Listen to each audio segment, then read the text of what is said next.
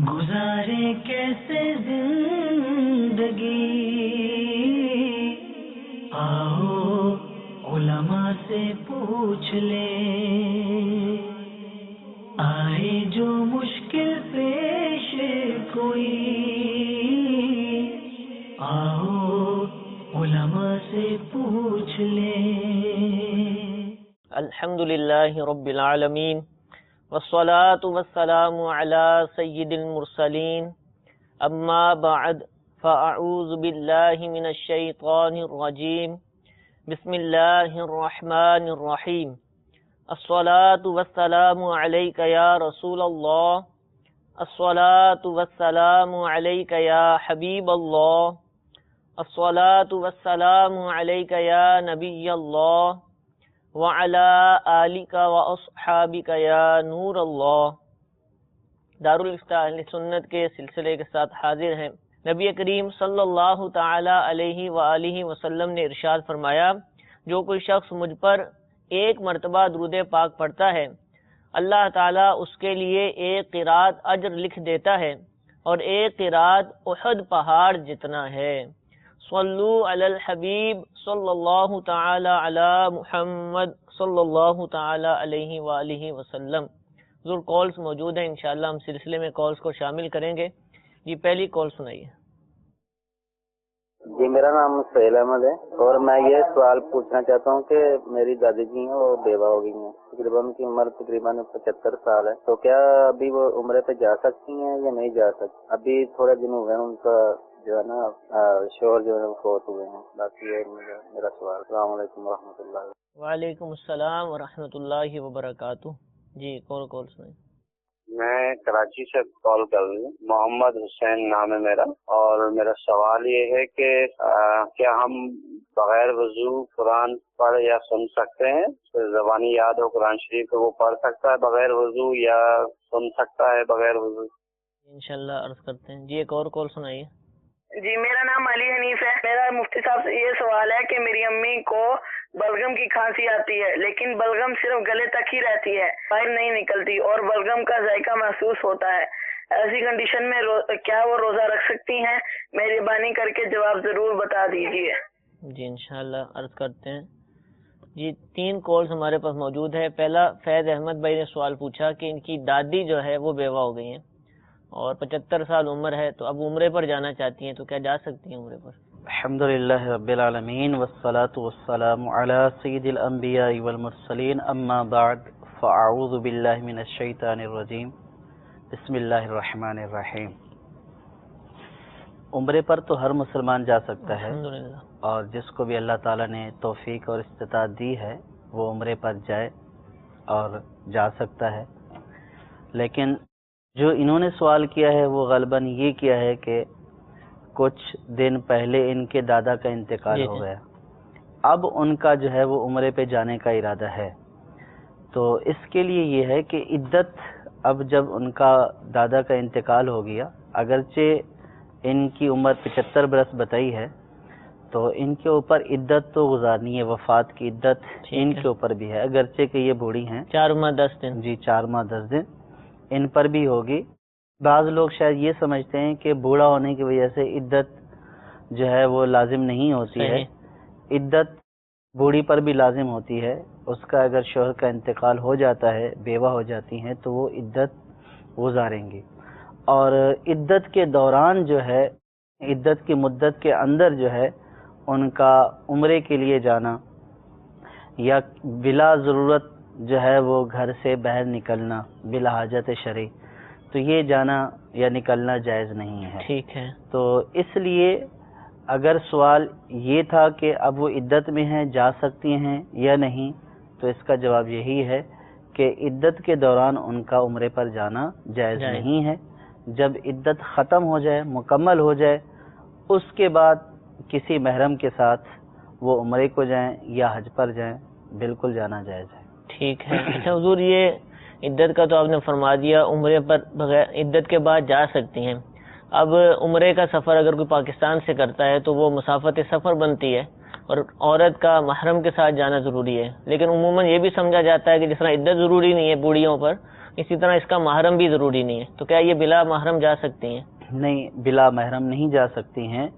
عورت جس طرح جو ہے وہ عورت کتنی ہی بوڑھی ہو اس پر عدت لازم ہے، اسی طرح اگر جو ہے وہ مسافت سفر کے لیے جانا چاہتی ہیں تو ان کے لیے محرم کا ہونا بھی ضروری ہے. ٹھیک ہے. تو بعض لوگ یہ سمجھتے ہیں کہ یہ بوڑھی ہے، 75 سال کی ہے، 80 سال کی ہے یا 90 سال کی ہے، تو اب اس کی محرم کی حاجت نہیں ہے. کوئی بھی محلے کا یا جاننے والا پڑوس کا جا رہا ہوتا ہے تو ان کے ساتھ بھیج دیا جاتا ہے، تو ایسا کرنا ناجائز و حرام ہے.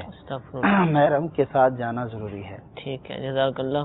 محمد حسین بھائی کراچی سے نے پوچھا کہ جیسا کہ ہمیں معلوم ہے کہ قرآن پاک کو چھونا ہو تو وضو ضروری ہوتا ہے، لیکن کیا بغیر وضو کے تلاوت کرنا یا قرآن پاک کی تلاوت سننا یہ بھی منع ہے؟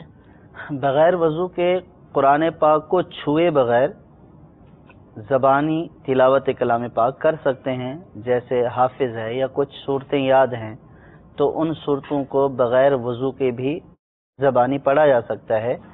قرآن پاک کو ہاتھ لگانا جائز نہیں ہے. ٹھیک ہے. بلا وضو.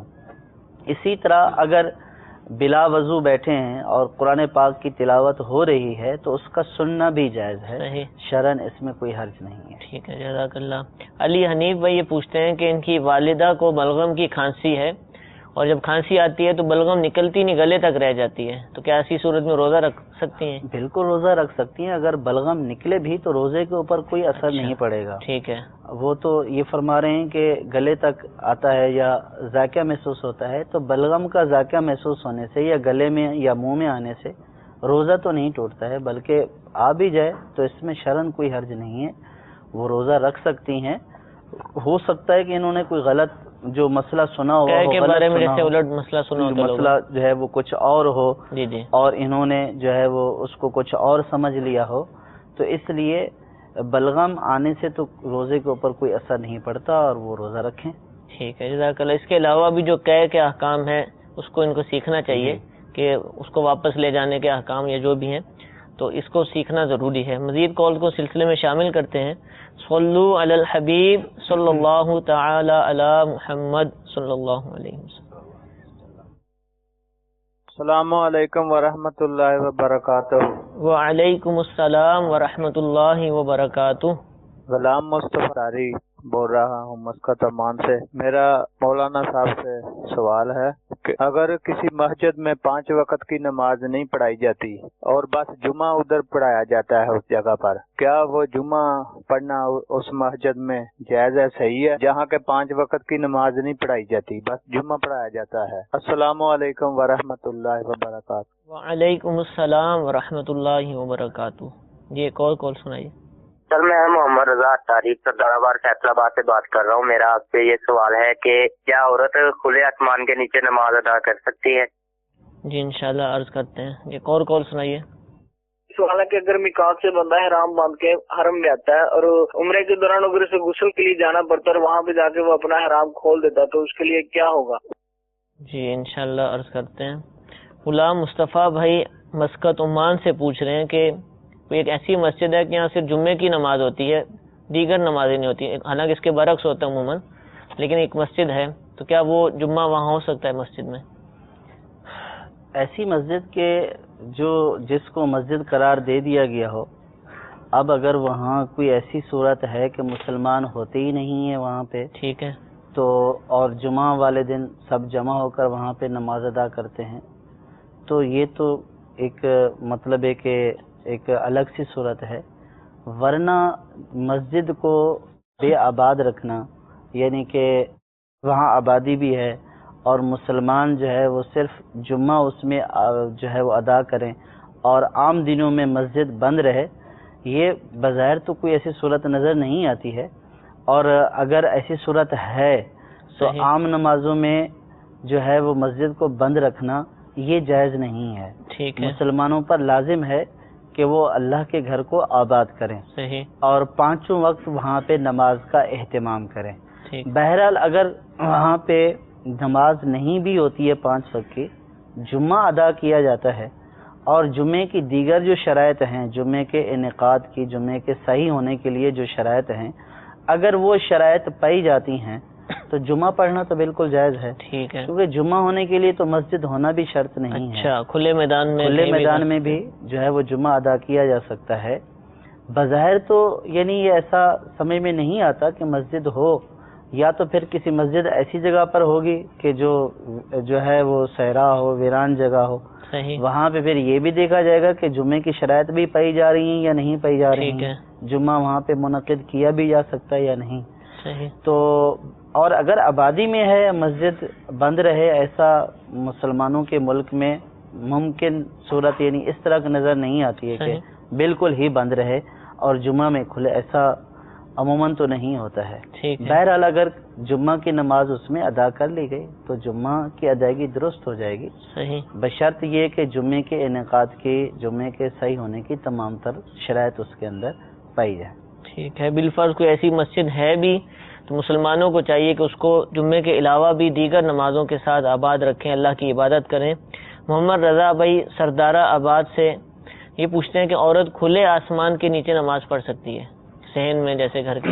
عورت کا کھلے آسمان کے نیچے بھی نماز پڑھنا جائز ہے، اس میں شرعاً تو کوئی حرج نہیں ہے، لیکن عورت کے لیے بہتر یہ ہے کہ وہ گھر کے اندر ایک جو ہے وہ جگہ مختص کرے، اور وہ جگہ اگر جو ہے وہ اندر کمرے کے اندر ہو تو یہ زیادہ جو ہے وہ بہتر ہے. بلکہ یہ فرمایا گیا کہ عورت جو ہے وہ صحن کے بجائے اندر گھر کے کمرے کے اندر جو ہے وہ نماز ادا کرے تو یہ اس کے لیے زیادہ بہتر ہے. ٹھیک ہے. لیکن اگر وہ کھلے صحن میں بھی ادا کرتی ہے، کوئی بے پردگی وغیرہ نہیں ہوتی ہے، تو بالکل ادا کرنا تو جائز ہے.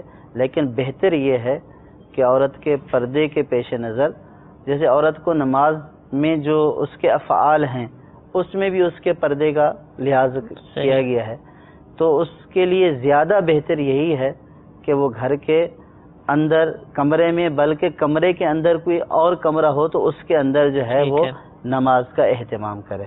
لیکن اگر باہر بھی پڑھ لیا تو کوئی حرج نہیں. ٹھیک ہے. آپ نے فرمایا کہ عورت گھر میں جگہ مخصوص کرے، مسجد بیت بھی کہا جاتا ہے، تو کیا یہ وہی عام مساجد کی طرح کہلائے گی یا یہ بس نام کی مسجد؟ یعنی نماز پڑھنے کے لیے وہ مختص جگہ ہوگی، سجدہ کا، جی مختص جگہ ہوگی کہ جس میں نماز پڑھی جائے گی، اور اس میں وہ اعتکاف وغیرہ بھی اس کے لیے جو ہے وہ اعتکاف بھی اس میں بیٹھ کر سکتی ہے. تو یہ ہر مسلمان کو اپنے گھروں میں نماز کے لیے اس طرح کی پاک و صاف جگہ کا جو ہے وہ مختص کرنی چاہیے کہ جس میں وہ جو ہے وہ اپنے نوافل ادا کر سکیں، یا عورتیں جو ہیں وہ اس مخصوص حصے میں نماز جو ہے وہ ادا کر سکیں جس کو مسجد بیت کہا جاتا ہے. اور جیسے ابھی رمضان شریف کی آمد ہے تو بہت ساری اسلامی بہنیں اعتکاف بھی کرتی ہیں. تو اب اگر گھر کے اندر انہوں نے مسجد بیت بنائی ہوگی، کوئی حصہ مختص کیا ہوگا، تو اس میں یہ اعتکاف بھی کر سکتی ہیں. ٹھیک ہے. اور اگر وہ کمرے کے اندر ہوگا تو اس میں ان کے لیے زیادہ آسانی ہے. لیکن اس میں کوئی تخصیص نہیں ہے کہ مسجد بیت جو ہے وہ کمرے کے اندر ہو، باہر نہیں ہو. تو کہیں بھی ہو وہ جو ہے وہ مسجد بیت تو کہلائے گی. لیکن جہاں عورتیں نماز پڑھیں ان کے لیے بہتر یہ ہے کہ وہ کمرے کے اندر ہی ہو. تو اس پر وہ دیگر مسجد والے احکام تو اس میں نہیں، دیگر مسجد والے احکام نہیں ہیں، اور اعتکاف کرنے کے اعتبار سے اس کا وہ مسجد والا حکم ہوگا. ٹھیک. اچھا، جس کے گھر مسجد بیت ہے، اب جس طرح اعتکاف آ ہی رہا ہے تو اب اس کو اعتکاف کرنا ہے تو اسی جگہ کرے گی یا گھر میں کسی اور جگہ بھی کر سکتی ہے؟ اگر نماز کے لیے مختص حصہ کیا ہوا ہے مسجد بیت تو اس میں اعتکاف کرے گی. اگر نہیں کیا ہوا ہے تو کوئی حصہ مختص کر کے نماز کے لیے مسجد بیت قرار دے کر اس میں بھی اعتکاف کر سکتی ہے. ٹھیک ہے، جزاک اللہ. تیسرا سوال تھا کہ جب ہم عمرے کے لیے جاتے ہیں، حج کی سعادت کے لیے جاتے ہیں، تو باہر سے جو ہم آتے ہیں تو میقات سے گزرنا ہوتا ہے. جو بھی یہ مسائل سیکھتے ہیں ان کو یہ لفظ سنا ہوگا، احرام باندھتے ہیں اور احرام کی 2 چادریں باندھ لی جاتی ہیں.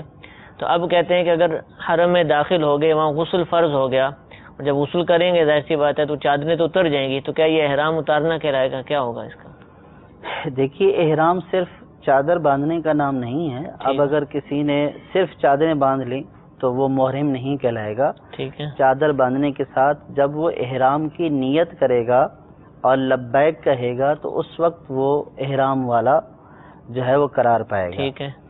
اب یہ جب اس نے نیت کر لی ہے تو اس نیت کرنے کے بعد وہ احرام باندھنے والا قرار پایا. اب اس کے لیے اس نیت کرتے وقت یہ ایک احکام ہیں کہ جو ہے وہ مردوں کے لیے یہ ہے کہ وہ 2 سفید چادریں جو ہے وہ اپنے جسم پر لپیٹ لیں. بے سلے کپڑے پہنے. جی، بغیر سلی 2 چادریں جو ہے وہ لپیٹ لیں. اور یہ 2 چادریں اتار دینے سے احرام جس کو کھلنا کہتے ہیں نا، اب ایک تو احرام کھلنا یہ ہے کہ چادر کھول دی احرام، اس کو بھی کھلنا کہیں گے. ٹھیک ہے. لیکن احرام کھلنے کی جو اصطلاح ہے یا جس کے اوپر جو ہے وہ دم وغیرہ بلا وجہ احرام کھول دینے کی صورت میں جو آگے احکام ہیں وہ ہے کہ جو احرام کے احکام ہیں، جو نیت ہے وہ اس کو بالکل ختم کر دے. ٹھیک ہے. تو یا پھر یہ ہے کہ جیسے عمرے کے لیے احرام باندھا، اب اس نے عمرے کے تمام اراکین ادا کر دیے، تمام ارکان ادا کر دیے، اب وہ احرام جو ہے وہ اس کا ختم ہو گیا، تو اب اس کو کہتے ہیں کہ احرام کھول دیں. تو مراد یہ ہے کہ اب اس کی احرام کی پابندیاں جو تھیں وہ ختم ہو گئیں، اور جس چیز کے لیے اس نے احرام باندھا تھا وہ عمل پایا تکمیل تک پہنچ گیا، تو اب وہ احرام سے باہر آ گیا، احرام کی پابندیوں سے باہر آ گیا. تو اس کو کہتے ہیں کہ بھئی وہ احرام سے باہر آ گیا. بقیہ یہ کہ احرام کی حالت میں چادریں اتار دینے سے احرام ختم نہیں ہوتا. واش روم میں بھی جاتے ہیں، سنجے کے لیے بھی جاتے ہیں، تو وہ بدستور محرم ہی رہے گا اور اس کے تمام تر احکام وہی رہیں گے. چادریں تبدیل بھی کی جا سکتی ہیں، اگر چادر خراب ہو جائے یعنی کہ نجاست لگ جائے تو اس کو تبدیل بھی کیا جا سکتا ہے. ٹھیک ہے. اور جو ہے وہ احرام کی حالت میں غسل بھی کیا جا سکتا ہے، تو اس کے لیے چادریں اتاری بھی جا سکتی ہیں. تو چادریں اتار دینے سے شرعاً کوئی حرج لازم نہیں آئے گا. ٹھیک ہے. اچھا جی، غسل کا پوچھا تو فرض غسل کے لیے اجازت ہے یا ویسے بھی اگر نہانا چاہے؟ ویسے بھی اگر ٹھنڈک حاصل کرنے کے لیے نہانا چاہے تو نہا سکتا ہے. شرعاً احرام کی حالت میں نہانے سے منع نہیں کیا گیا. ٹھیک ہے. اگرچہ کہ حاجی کے لیے یا محرم کے لیے یہ زیادہ پسندیدہ یا زیادہ بہتر یہی ہے کہ وہ جو ہے جو اس کے جسم پر میل کچیل ہے، ٹھیک ہے، احرام کی حالت میں وہ نہاتا نہیں ہے اور جسم کے اوپر میل جو ہے وہ جمی ہوئی ہوتی ہے، تو اس کا اس حالت میں رہنا یہ زیادہ بہتر ہے بنسبت میل چھڑانے کے. یا جو ہے وہ اس طرح جو ہے وہ نہا کر جو ہے وہ تیار رہنے کی بنسبت اس کا میلا کچیلا رہنا یہ زیادہ پسندیدہ ہے. ٹھیک ہے. ہاں، بعض اوقات ایسا ہوتا ہے کہ جیسے گرمیوں کا موسم ہے، بہت زیادہ جو ہے وہ گرمی لگ رہی ہوتی ہے، آدمی نٹھال ہو رہا ہوتا ہے، تو اس صورت میں اگر بغیر میل چھڑائے جو ہے وہ غسل کرتا ہے تو شرعاً اس میں کوئی حرج نہیں. یعنی پانی بہا لے تو اس میں کوئی اوپر سے میل چھڑائے گا تو پھر احکام نافذ ہوں گے. ہاں، اس میں یہ ہے کہ پھر وہ مکروہ ہے اس کا اس طرح میل چھڑانا. ٹھیک ہے، جزاک اللہ. مزید کالز کو شامل کرتے ہیں. صلو علی الحبیب صلی اللہ تعالی علی محمد صلی اللہ علیہ وسلم. السلام علیکم ورحمۃ اللہ وبرکاتہ. وعلیکم السلام ورحمۃ اللہ وبرکاتہ. سوال یہ ہے کہ کیا سرکار صلی اللہ علیہ وسلم نے کبھی سبز رنگ کا امامہ باندھا ہے؟ جی انشاءاللہ عرض کرتے ہیں. جی ایک اور کال سنائیے. میرا نام محمد وقار جان اطاری، میں ڈی جی خان سے بات کر رہا ہوں. میں نے یہ سوال عرض کرنا کہ نماز فجر کی جماعت اگر تیار ہو تو پھر آپ سنت ادا کر سکتے ہیں یا پھر بعد میں ادا کرنا جائیں گے؟ فجر کی جماعت کا پوچھ رہے ہیں. جی مزید کال سنائیے. جدہ شریف بول رہے سعودی عرب کا. میرا سوال ہے کہ ہم مسجد میں جاتا ہے تو 4 رکعت نماز فرض امام کے پیچھے نماز پڑھتا ہے، اس میں 2 رکعت میں امام بلند آواز سے پڑھتا ہے، ہم سنتے ہیں، باقی والی 2 رکعت میں وہ خاموش ہو جاتا ہے، وہ ہم پیچھے والے پڑھتے ہیں یا نہیں پڑھتے. پھر اس کے علیحدہ بھی نماز پڑھنی ہے، 4 رکعت سے نماز فرض، اس چاروں میں صورت لگانی ہے یا نہیں؟ امام کے علیحدہ نماز پڑھنی ہے، 4 سنتے ہو یا 4 فرض ہو، اس میں صورت لگانی ہے 4 رکعتوں میں یا تھوڑی ہے جو؟ جی انشاءاللہ عرض کرتے ہیں. حضور پہلا سوال بہت لوگ پوچھتے ہیں کہ سبز امامہ شریف الحمدللہ دعوت اسلامی کے مدنی ماحول میں یہ پہنا بھی جاتا ہے، تو کیا یہ سنت سے ثابت ہے؟ سرکار علیہ السلام نے کبھی پہنا؟ سرکار صلی اللہ تعالیٰ علیہ وسلم سے بھی سبز امامہ پہننے کا ثبوت ہے. الحمدللہ. شیخ محقق شیخ عبدالحق محدث دہلوی رحمۃ اللہ تعالیٰ علیہ نے اپنے ایک رسالے ضیاء القلوب فی لباس المحبوب، اس میں جو ہے وہ یہ لکھا ہے کہ سرکار صلی اللہ تعالی علیہ وسلم سے سبز امامہ پہننا بھی ثابت ہے. ٹھیک ہے. تو مطلقاً امامہ پہننا سنت ہے. صحیح. سفید بھی سرکار صلی اللہ تعالی علیہ وسلم ثابت ہے، سیاہ بھی ثابت ہے.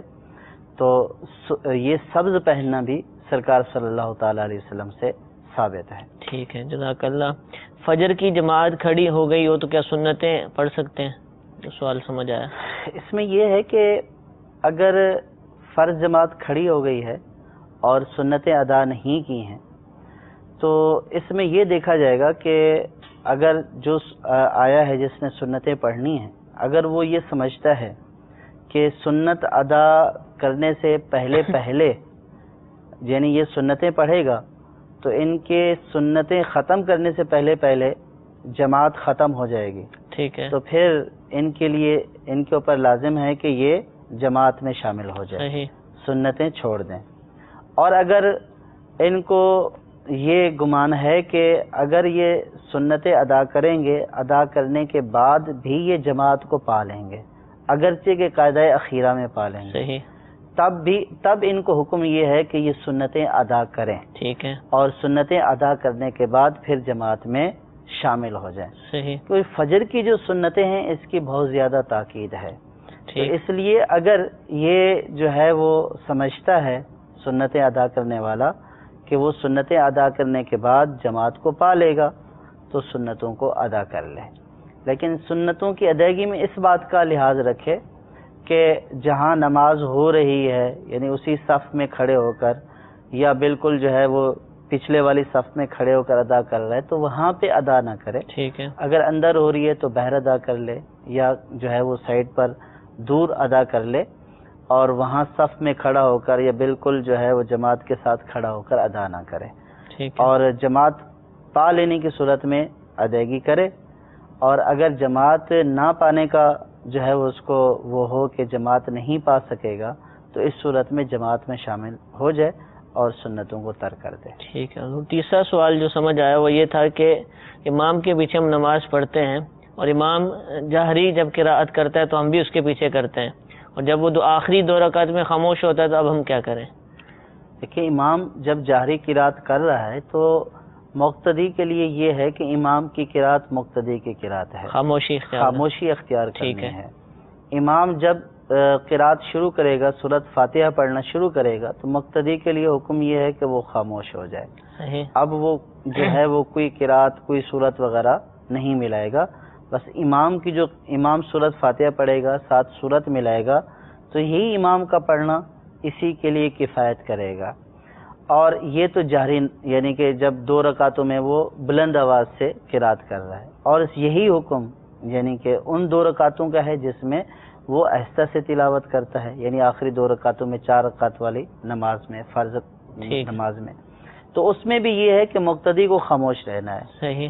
اور یعنی جو قیام میں مقتدی کو خاموش رہنا ہے. ٹھیک ہے. صرف ابتداً تکبیر تحریمہ کہنے کے بعد ثنا پڑھنی ہے. ٹھیک ہے. اور ثنا پڑھنے کے بعد قیام میں مقتدی کو کچھ بھی نہیں پڑھنا، امام جو پڑھ رہا ہے یہی اس کے لیے کافی ہے.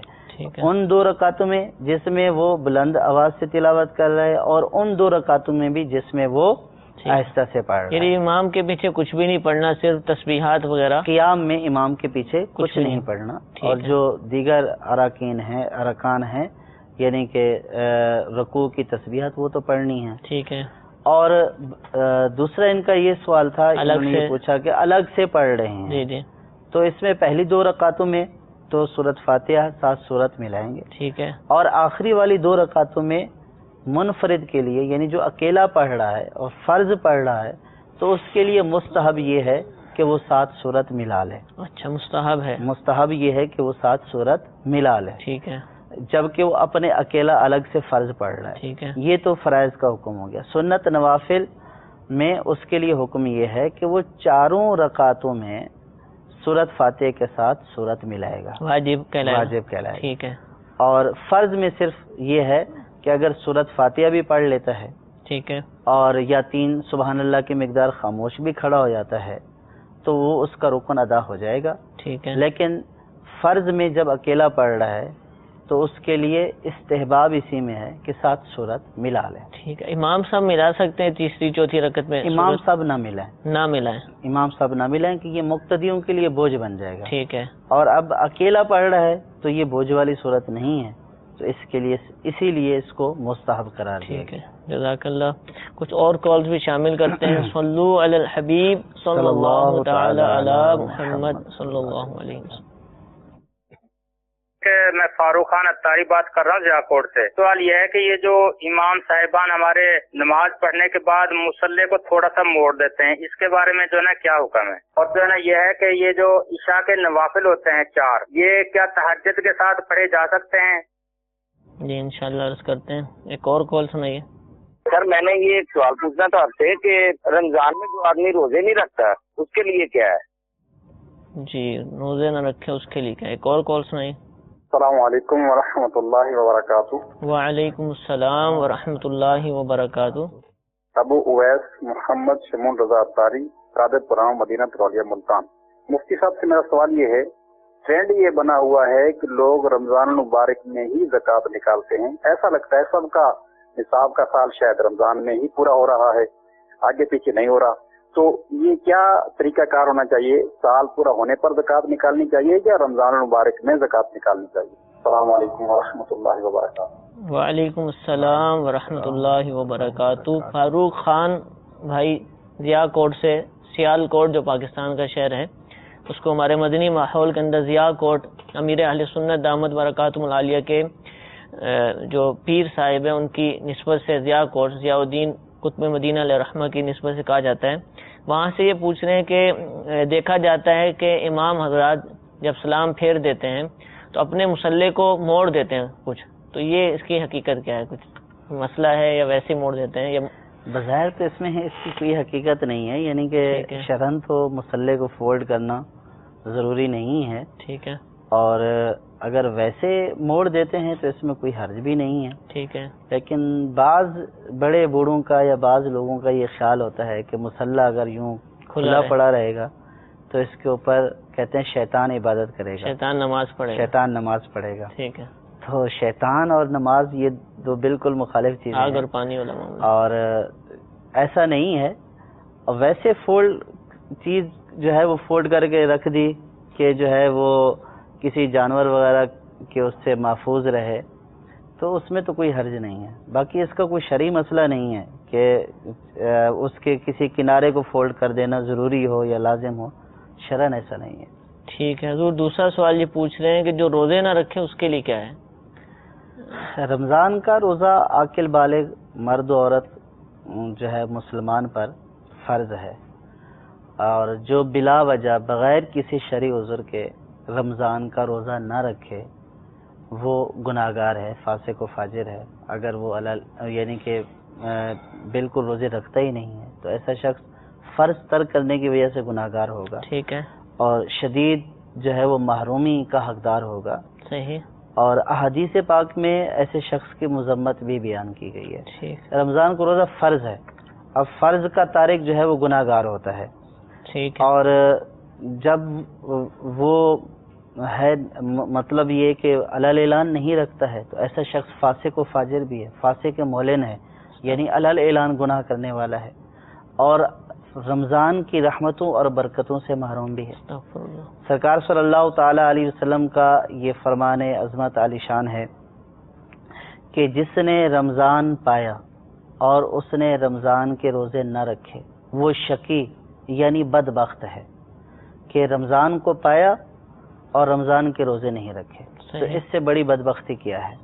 یعنی کوئی عذر بھی نہیں ہے. ایک ہوتا ہے شرعی عذر کہ بیمار ہے نہیں رکھ سکتا، طاقت نہیں ہے رکھنے کی، کوئی شرعی عذر متحقق ہے، اب نہیں رکھ رہا، تو یہ ایک جدا صورت ہے. اور اسی طرح سرکار صلی اللہ تعالی علیہ وسلم نے فرمایا، حدیث پاک کا مفہوم ہے کہ رمضان کا روزہ چھوڑ دینا، اب یہ اس کا جو ہے وہ نعم البدل سرکار صلی اللہ تعالی علیہ وسلم نے فرمایا کہ جو رمضان کا روزہ چھوڑ دے وہ اگرچہ زندگی بھر اس کے بدلے روزے رکھے، لیکن وہ اس کی زندگی بھر کے روزے اس ایک روزے کے عوض نہیں ہو سکتے، اس ایک روزے کی قضا کا بدلہ نہیں ہو سکتے. فرمایا اگرچہ کے بعد میں رکھ بھی لے، اگرچہ کے بعد میں جو قضا کی رکھ بھی لے، لیکن جو اس نے روزہ چھوڑا، جو رمضان کی برکت سے وہ محروم رہا، تو اب اس کی زندگی بھر کے روزے اس رمضان کے روزے کی جو ہے وہ قضا نہیں ہو سکتے، اس کو کفایت نہیں کر سکتے۔ تو اس لیے ہر مسلمان جو عاقل و بالغ، جو مسلمان مرد و عورت ہے، اس کے اوپر جب شریعت نے روزہ فرض کیا ہے تو وہ اس روزے کو رکھے اور رمضان کی رحمتوں کو پائے۔ اور فرمایا گیا کہ یہ بھی حدیث پاک میں فرمایا گیا کہ بڑا جو ہے وہ اس کی ناک خاک آلود ہو کہ جو رمضان کو پائے اور اس اپنی مغفرت نہ کرا سکے رمضان کے اندر۔ تو جب رمضان کی رحمتیں چھما چھم برس رہی ہوں اور پھر مسلمان جو ہے وہ سارا سال کھاتا پیتا بھی رہتے ہیں عام طور پر، صرف ایک مہینہ اللہ تبارک و تعالیٰ کی طرف سے ہمیں روزہ رکھنے کے لیے یہ فرض کیا گیا ہے، تو اس میں ہر مسلمان کو چاہیے کہ جس کی کوئی شرعی عذر نہیں ہے وہ رمضان کے روزوں کی پابندی کرے، رمضان کے روزے چھوڑ کر محروموں میں اور بدبختوں میں نہ ہو، شامل ہو۔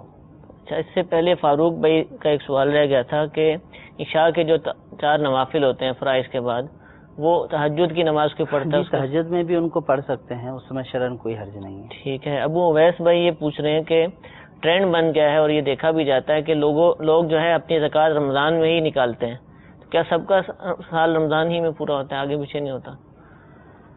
دیکھیں، اس میں تو یہ ہے کہ جو صاحب نصاب جب بھی بنا، جی یعنی زکوٰۃ فرض ہوگی صاحب نصاب پر، جب کوئی شخص صاحب نصاب بنا، ٹھیک ہے، تو جب وہ نصاب کا مالک ہو گیا، اب جو ہے وہ سال اس کا شروع ہوتا ہے، ٹھیک ہے۔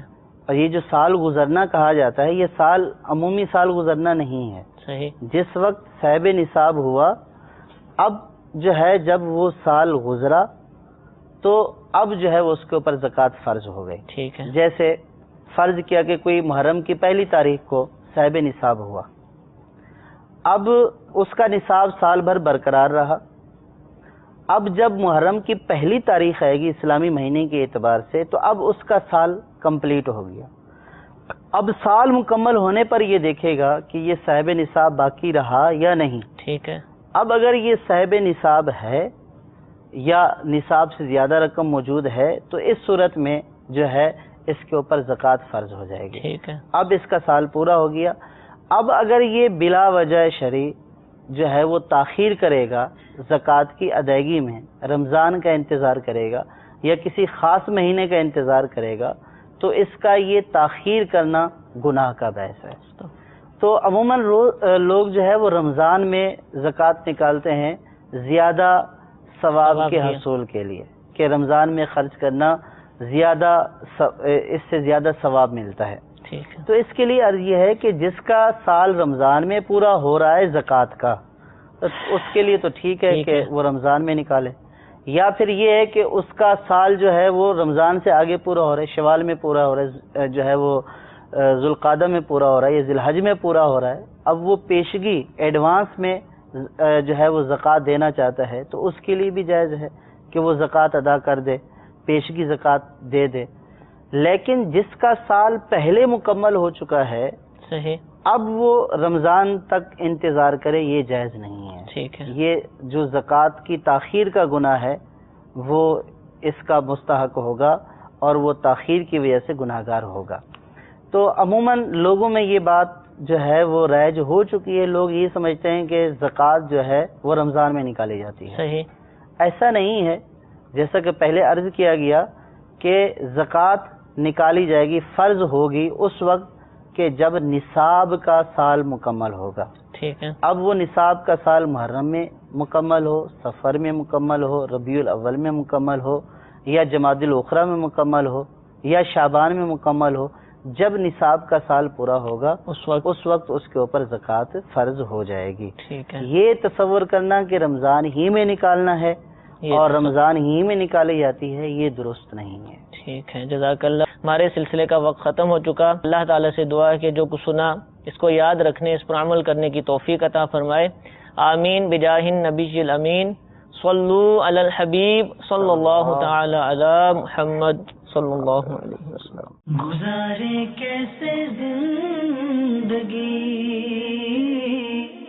آؤ علماء سے پوچھ لیں. آئے جو مشکل پیش کوئی آؤ علماء سے پوچھ لیں.